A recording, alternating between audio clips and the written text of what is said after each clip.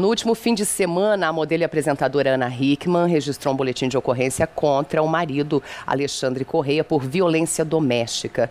O caso representa milhares de outras ocorrências de violência doméstica. Só no Brasil foram registrados 245.713 casos em 2022, de acordo com o Anuário do Fórum Brasileiro da Segurança Pública. No mesmo ano, foram solicitadas 522.145 medidas protetivas de urgência, um aumento de 8,1% em relação a 2021. Comigo hoje no nosso Vida Sem Filtro, o advogado Luciano Catarinhuc. Doutor, bom dia, obrigada por aceitar nosso convite mais uma vez. É sempre um prazer estar com vocês aqui, é sempre um prazer esclarecer para a comunidade assuntos realmente de importância que a gente vê, que tomam às vezes, como esse caso específico, traz à discussão o que é uma realidade em todas as cidades brasileiras. A terapeuta Sônia Speer também participa conosco mais uma vez. Sônia, obrigada, bom dia. Olá, bom dia. Mais uma vez um prazer estar aqui, compartilhando os conhecimentos, né? E trazendo aí essa reflexão tão importante, né? Que surgiu a partir desse caso pontual, mas que a gente precisa abrir espaço na sociedade para conversar, né? Também nesse bate-papo, nossa querida psicóloga Monique Farber. Monique, bom dia, bem-vinda. Bom dia, Elisa, obrigada. É um prazer estar aqui. Já vou começar com você, Monique. Vamos explicar melhor o que configura a dependência emocional. Perfeito. Infelizmente, são muitos os casos, né? A dependência emocional, a base é a desregulação de poder. Então, em uma relação onde existe um que manda e um que obedece, onde as relações não são unilaterais. E isso tem a ver com poder econômico, experiência de vida, autoestima rebaixada. Então, quando dentro daquela relação, uma parte daquela relação se sente inferior e a outra parte se sente superior. Então, é essa disputa de poder. Então, idades diferentes, posições sociais diferentes, qualquer relação que a pessoa se sinta não no mesmo nível, vai fazer com que a pessoa se sinta agredida, né? E acabe tentando ter o máximo de controle daquela situação e aí acaba causando a dependência emocional. Ela se sente como? Se eu perder esse parceiro, essa amiga, esse colega, se eu perder aquela pessoa ali, eu não tenho mais ninguém. E aí a vítima acaba voltando-se totalmente para o agressor, a agressora, orbitando ao redor. Isso é muito triste. Ô Sônia, para as pessoas que nos acompanham e compreenderem, né, o que é saudável, porque num casal é um casamento. Isso. Vai haver, de alguma forma, uma dependência emocional. A opinião do outro vai ser importante para você. Mas como compreender? Até aqui, isso aqui está saudável. Passou daqui, não serve. Então, o primeiro ponto que a gente precisa ter em mente é uma das ordens do amor, né? Que é o equilíbrio entre o dar e o receber. Então, eu dou na medida em que eu recebo. Então, eu faço pelo outro, o outro faz por mim. E a gente vai levando essa relação de forma igual. Então, dentro de um casamento, pai e mãe, homem e mulher são iguais. Não existe superioridade entre um ou entre outro, né? E aí, quando a pessoa se submete a um relacionamento nessa proporção, né? Então, assim, eu me submeto ao poder do outro, eu aceito que ele faça comigo coisas que talvez não seriam saudáveis ou que eu não escolheria, não fosse nesse contexto. Eu abro mão daquilo que é importante para mim, para atender ao outro e não para que o outro seja feliz, não por amor, mas porque eu tenho medo de perder, porque eu tenho medo de ser abandonada, de ficar sozinha. Então isso tudo é o que configura, né, e me coloca nesse lugar. E aí isso tudo tem origem onde? Via de regra. Então lá na primeira infância, né, o estabelecimento de vínculo, ele é feito a partir do contato com mãe e pai, quem cuida, né? A criança, o bebê, sim, tem essa dependência emocional total de papai e mamãe. Quando eu cresço e vou para a vida como adulto e me coloco num relacionamento afetivo, eu não tenho essa dependência necessariamente. Então, assim, existe uma troca, existe um desejo que o outro esteja bem, existe um desejo de estar bem nesse relacionamento, mas numa proporção equilibrada. Então, quando eu tenho um olhar para o meu parceiro nesse medo de que se ele faltar o meu mundo desaba, eu deixo de existir, isso já começa a caracterizar um relacionamento abusivo, né? Então, um desequilíbrio aí na relação. E aí, mais à frente, vamos falar, né, sobre tratamento para isso. Se você sente que você age dessa forma, tem esse sentimento, é preciso buscar ajuda. Catarinhuque, vamos falar agora da questão do Alexandre, né, para a gente compreender. É claro, a gente está usando esse caso aqui para exemplificar, mas isso acontece a todo instante em inúmeros casamentos e relacionamentos, e é por isso que a gente quer trazer à tona essa discussão. Mas nesse caso específico, o que deve acontecer agora a partir da denúncia, né, da apresentadora? Bom, começou com um boletim de ocorrência. Ela se dirigiu até a autoridade policial, que é isso que a mulher deve fazer quando ela é agredida, quando ela sofre qualquer tipo de ameaça. Ela procurou a autoridade policial. Na autoridade policial, ela já foi encaminhada para fazer o exame de lesão ou de corpo de delito que se faz para se identificar qual tipo de lesão que ela teve. Porque toda essa violência doméstica, tem aí o plus da questão da Maria da Penha. E nesse momento ela pode ali pedir a medida protetiva como algo para afastar o agressor da casa.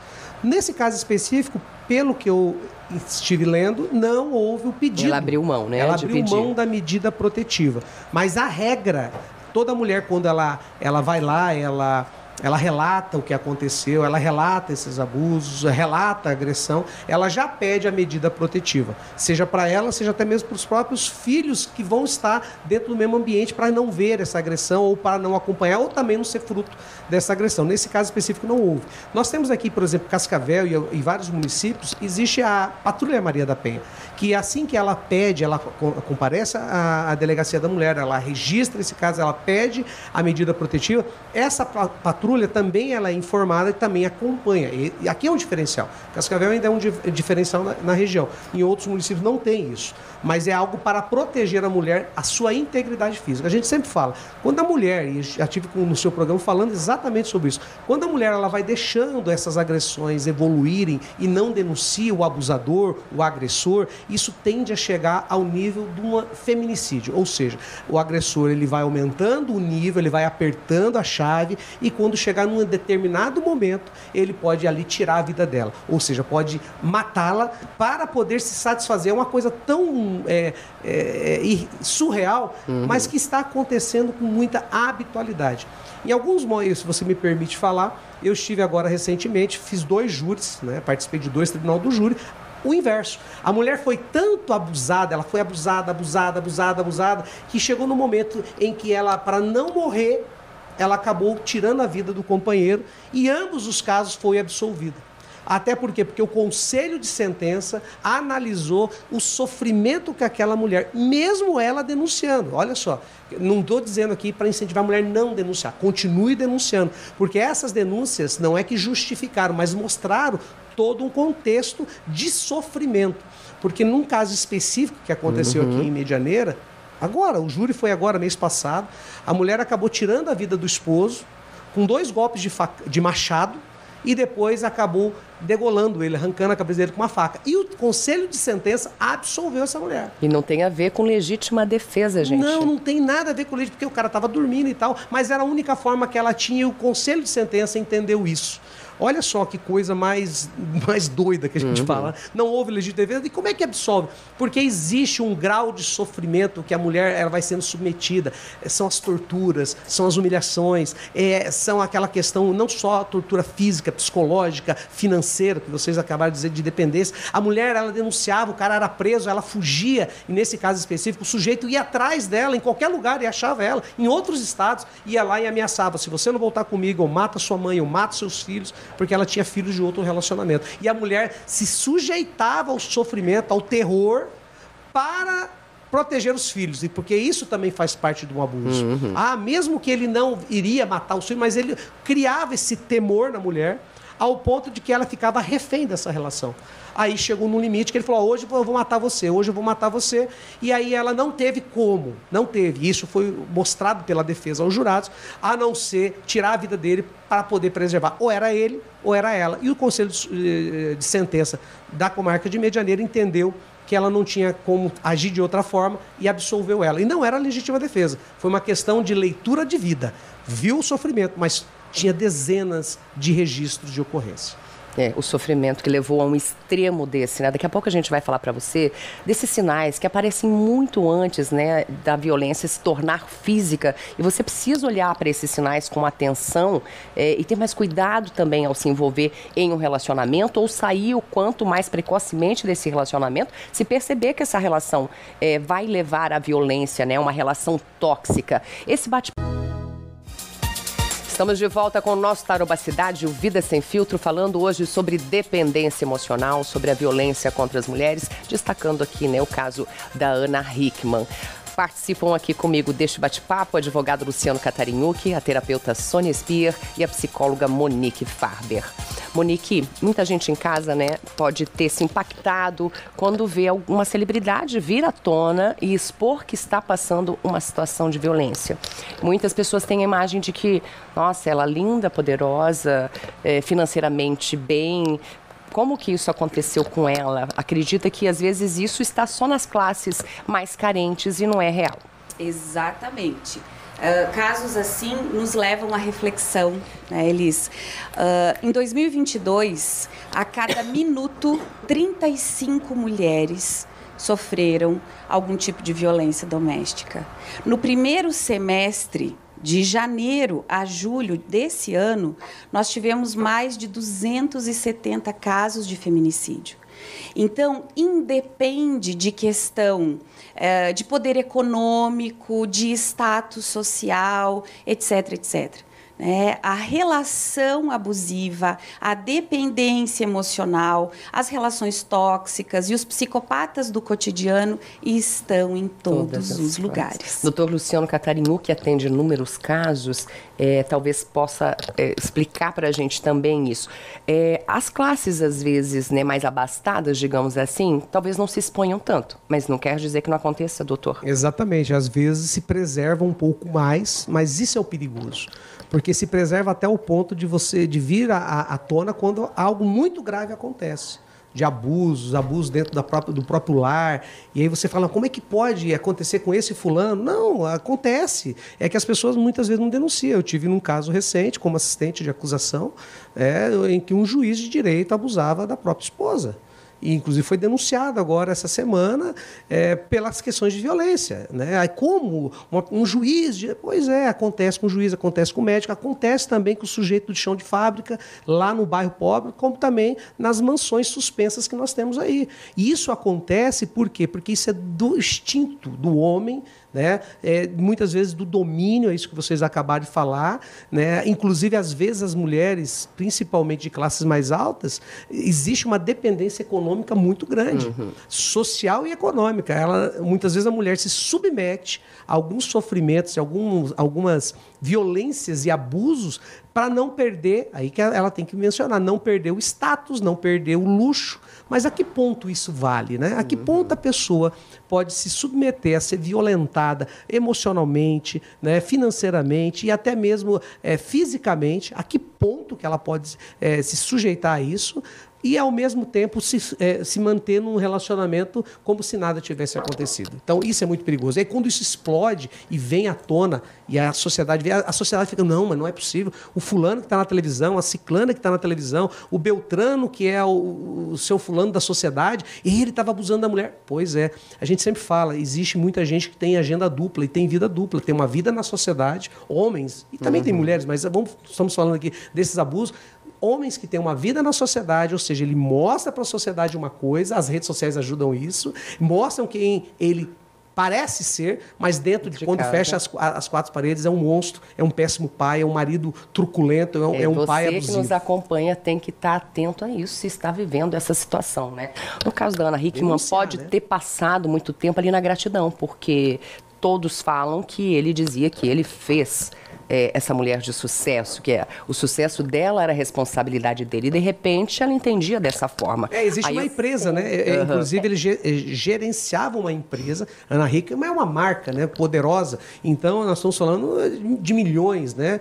Então existe uma empresa, existe ali não somente, a gente fala que todo casamento ele tem um relacionamento emocional e tem um relacionamento que a gente fala quando você assina, que é um contrato. Né? Você define as margens desse contrato. E nesse caso específico, aí agora, depois que aconteceu tudo isso, eles estavam com uma dívida de 14 milhões de reais, que estavam devendo isso, devendo aquilo. Mais ou menos, aí eu fico até preocupado. Será que é querendo dizer ou justificar que ninguém falou isso, mas quando começa a aparecer esses tipos de matéria, porque eles tinham uma dívida. Será que é para justificar o comportamento do homem? É como passar, que se isso fosse justificado, estão passando por problema financeiro, eu posso bater na minha esposa, eu posso abusar dos meus filhos, eu posso abusar psicologicamente da minha esposa porque eu estou passando por um problema financeiro? Não pode, tem limites. E a lei diz isso muito claro, e a lei ela pune de forma severa. Sônia, até para a gente entrar nessa questão do machismo cultural, né? A Ana casou com o Alexandre aos 16 anos, super jovem. Então ele pode ter moldado esse relacionamento do jeito que ele entendia, por ser mais velho que ela, né? E com 8 meses de relacionamento. Então talvez ela não conhecesse ele tão a fundo, né? Isso pode ter pesado. Ela, de repente, aqui é óbvio, estamos só especulando, gente, de repente ela já vinha sofrendo uma agressão psicológica sem perceber, porque era muito jovem, e foi levando isso ao longo da vida. O ponto é, né, esses casos é sempre o ápice, né, então dificilmente vai se começar, né, assim, diretamente o abuso na agressão. Começa com uma agressão, então são coisas que vão acontecendo no dia a dia, mas o ponto é, por que essa pessoa, Ana Hickman, que, né, todo mundo vê como uma pessoa bem resolvida em todos os aspectos da vida, se submete a um relacionamento nessa proporção? Ou por que tantas mulheres se submetem, né? E aí a gente precisa ter um olhar para essa vítima da agressão. Por quê? Porque, na verdade, é tudo uma questão de autoestima. Então, assim, quem eu sou no mundo? Qual é o meu valor? E aí, E aí, no exemplo que eu trouxe anterior, né? O bebê depende da mãe integralmente para viver. E quando eu entro num relacionamento com esse olhar para o meu parceiro, de que eu dependo dele para viver, seja materialmente falando, seja emocionalmente, então, assim, se essa pessoa sair da minha vida, eu morro, eu deixo de existir. E aí, sim, talvez esse relacionamento foi construído nessa base, a gente não tem como ter certeza disso, né? Muito pouca coisa foi falado por ela, né, do que aconteceu. Mas o ponto é que, se ela aceitou estar nessa situação, desse relacionamento, e tantas mulheres aceitam, é porque não conseguem ter esse olhar para eu tenho meu valor, eu sou um ser humano que tem direito de existir, de me manifestar, de ter opinião, e o outro precisa respeitar os meus limites, né? Então, quando ocorre esse avançar de limites, eu não consigo colocar dentro do relacionamento essa troca equilibrada, eu dou e eu recebo, eu vou até aqui no meu relacionamento com o outro vem até aqui, esse é o meu limite saudável, né?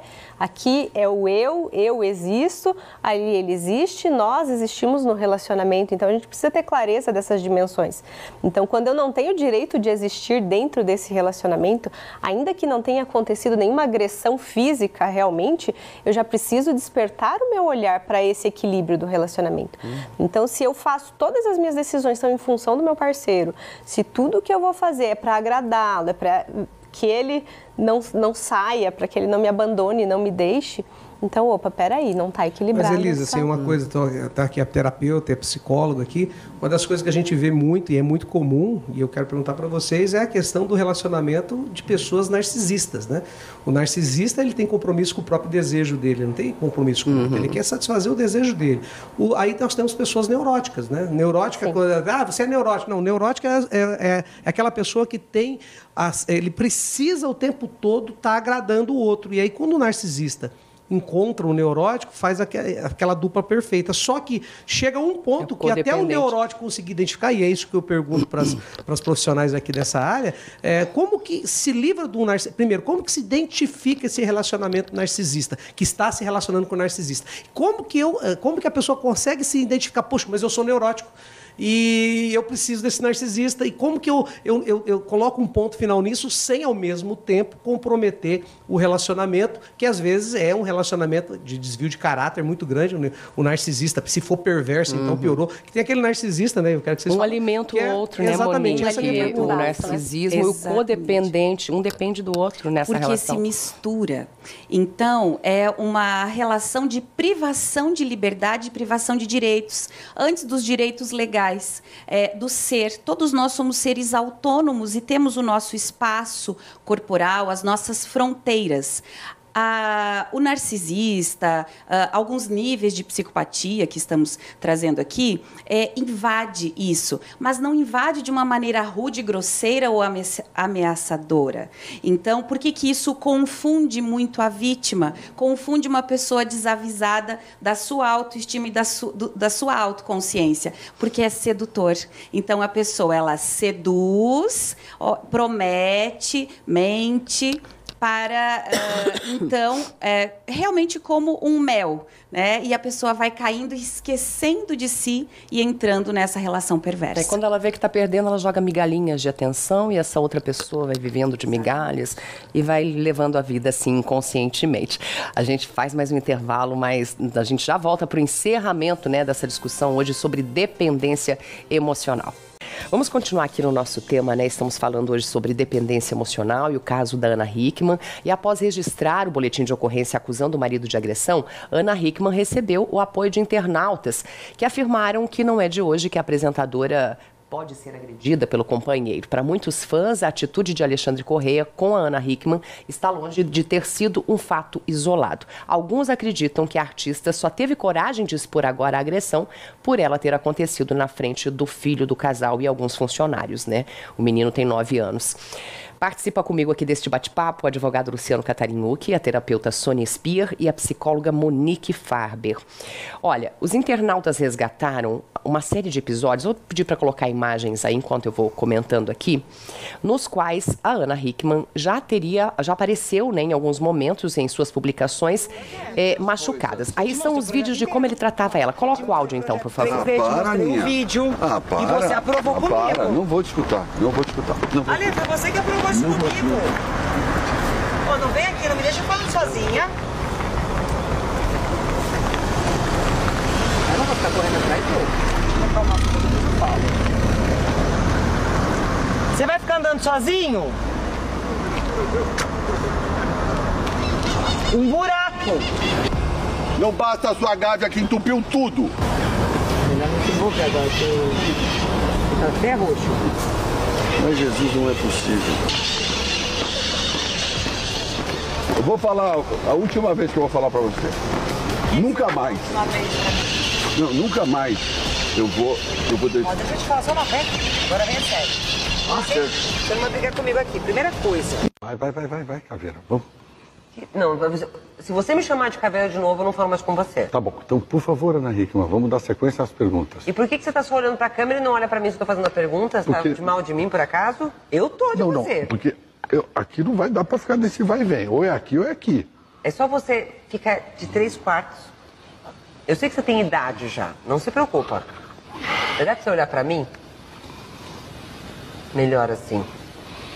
Eu quero ver quando você estiver mentindo. Por isso que não olhava pra mim antes, né? Vai, meu. Você vai ver. Bom, embaçado. Primeira pergunta, quem manda pra você, pro Alexandre, responde. Eu tô até agora passada, desde o vídeo anterior. Tá aí, né, alguns vídeos resgatados por internautas que foram postados ao longo dos últimos dias, né, de como ele, mesmo numa gravação que era postada em YouTube ou redes sociais, não se importava de falar com ela de qualquer jeito, de ser ríspido, de ser grosseiro. Agora põe as fotos pra mim, só pra eu complementar o que eu falava antes, né, que eles resgataram também algumas fotos. Aí, gente, vou falar especulação também, né, dos internautas, ninguém pode afirmar nada, mas eles acreditam que esses acidentes domésticos ocorridos com a Ana, e que foram vários, como um dedo machucado, as costas machucadas, podem ser indícios, né, de outras agressões. Não estamos aqui para julgar, mais uma vez quero deixar claro, só estou comentando aqui o que os internautas falam sobre esse tema. Monique, estamos chegando ao último bloco. O que falar, né, sobre tudo isso? A gente falou dos sinais antes, para você que está assistindo. Existem os sinais, talvez os sinais estavam claros ali, que esse relacionamento, ou será possível que essa é a forma de um casal que se ama se tratar? Quando nós pensamos nos limites, nas fronteiras, preciso pensar isso em primeiro lugar. O que eu aceito na relação com alguém? Esse alguém pode ser um companheiro, uma companheira, um amigo, um filho. Até onde vai o meu limite e o limite do outro? Uma relação equilibrada começa pelo equilíbrio pessoal. Então, muitas vezes, e claro, né, não podemos falar de um caso isolado, mas muitas vezes a pessoa ela está sob efeito de uma situação aversiva. Então, ela acaba ficando refém para não sofrer as consequências. E aí ela se perde dela mesma. Onde precisamos, né? O que é preciso fazer? Sabemos que é uma cultura. O machismo, infelizmente, provoca isso. A nossa cultura do estupro provoca. Precisamos de uma psicoeducação. É um processo mais árduo, né? A educação é um processo lento, mas é muito necessário. Então, como que nós estamos educando nossos meninos, nossas meninas? Qual é o limite das relações, a assertividade? Isso começa desde cedo. Né? O que eu permito que o outro faça para mim, o que eu posso fazer com o outro. E isso vai impactar diretamente as relações interpessoais. Porque se eu não tenho esse limite claro para mim, do meu auto-amor, do meu autoconhecimento, isso vai impactar e eu vou acabar ficando refém de uma outra situação. Por que se mantém relações assim? Elis, nunca é só ruim. É bom e ruim junto, por isso que confunde a vítima. Então, um dia é um tapa, outro dia é um beijo. Um dia é uma coisa muito ruim seguida de um presente.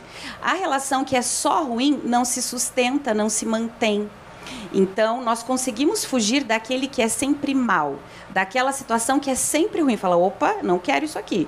Mas aquilo que se confunde entre bom e mal, bom e ruim, essa ambivalência é que adoece e que torna as relações tóxicas e que a vítima fica presa. O que nós, enquanto sociedade, podemos fazer? Isso está acontecendo dentro da minha casa, com meu amigo, com uma vizinha.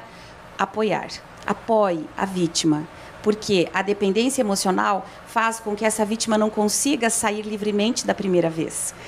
Então, ela sente que ela merece aquilo, que ela precisa ficar aquilo, precisa de acompanhamento psicoterapêutico, acompanhamento psicológico para se libertar de tudo isso. Então, buscar ajuda sempre. Sônia, já para finalizar também, o casal pode entender que eles não combinam.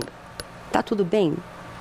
É melhor terminar uma relação assim, que é tóxica, que pode levar a uma agressão, do que seguir em frente com isso? Como olhar para essa situação? Com toda certeza, quando existe essa consciência, né, de que o relacionamento não está sendo produtivo, e aí muitas vezes a preocupação é com filhos, né? A gente precisa ter em mente que é mais saudável pais felizes separados do que juntos e infelizes, né? Um fazendo mal para o outro, machucando o outro. Então, né, como a Monique bem colocou, ter claro esses limites, né? E aí, muito diálogo também nesse relacionamento para a gente conseguir estabelecer o meu limite saudável, até aqui eu aceito, isso passou do meu limite. E aí olhar para si, para o meu porquê. Então, por que eu estou aceitando que se passe dos meus limites? Que vazio é esse? O que é que eu realmente estou precisando, né? E buscar como sociedade esse apoio também, né? E tratar essa dependência emocional também, que é muito importante. Isso aí. Doutor Luciano Catarinhucchi, o que os homens precisam compreender ainda na nossa sociedade para mudar um pouquinho essa realidade? Um pouquinho não, mudar totalmente, né, gente? Mas para a gente começar a caminhar para isso. Primeiro, entender o seu papel, né, dentro do relacionamento. Qual que é o papel do homem, provedor, e sustentar a esposa, amar a esposa, né? A gente sempre fala, eu sou um cristão que é advogado, né? Não um advogado que é cristão. E a outra oportunidade eu tive, né? Quando o homem entender o papel dele na relação, em que ele tem que morrer, dar a vida pelo seu cônjuge, ele vai entender. Porque quando falo isso, às vezes as pessoas, a mulher tem que ser submissa. Uma submissão não tem a ver em ser subjugada, né? As pessoas confundem. É ter uma missão em conjunto com o marido, e o marido, Jesus falou isso, né? Falou o seguinte, que o homem ele tem que amar a sua esposa como Cristo amou a igreja, ao ponto de dar a sua vida por ela. As pessoas não estão dispostas mais a morrer. É um relacionamento descartável, um relacionamento abusivo, um relacionamento de satisfação de vontades, um relacionamento de satisfação de desejo. E a mulher precisa denunciar.